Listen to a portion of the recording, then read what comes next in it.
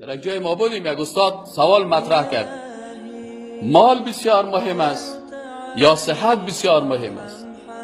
شاگردا کلگی یکی میگه مال بسیار مهم است، شاگرد دیگه میگه وقت در صحت بسیار مهم است.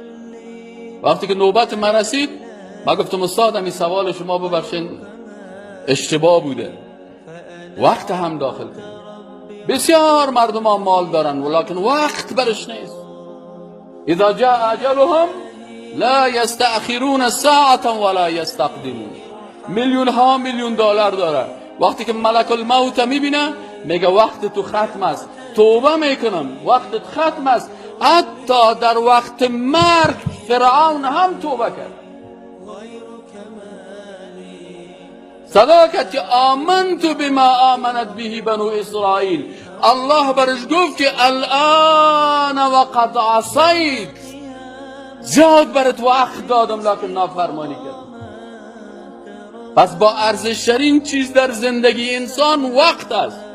تا زمانی که مسلمان ها ارزش وقت میفهمیدن، مسلمان ها تمدن داشتن، مدنیت داشتن، حکومت اسلامی داشتن، دست بلند داشتن، اول نمره جهان بودن. لکن وقتی که وقت برشان بی ارزش شد، به خاطر از اینکه قرآن باید مثل میخواندن که قرآن سر خودت نازل شده است، امو قسم باید قرآن بخوانی. وقتی که قرآن برات میگه قل، فکر کو که برای خودت خطاب میکنه که بگو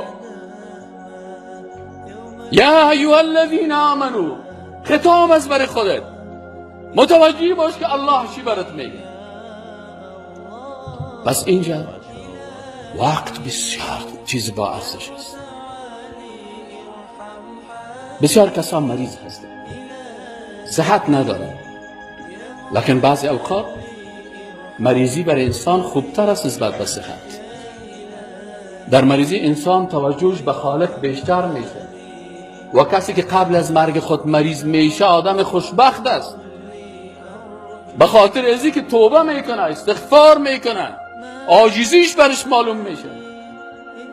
اما بس کسا هست که در عین حالت بیدینی و گمراهی یک مرتبه سرش مثل فرعون که ملک الموت در جانش آمد و باز در اون لحظه که باز فبصرک الیوم حدید، چشم انسان بسیار حده پیدا میکنه.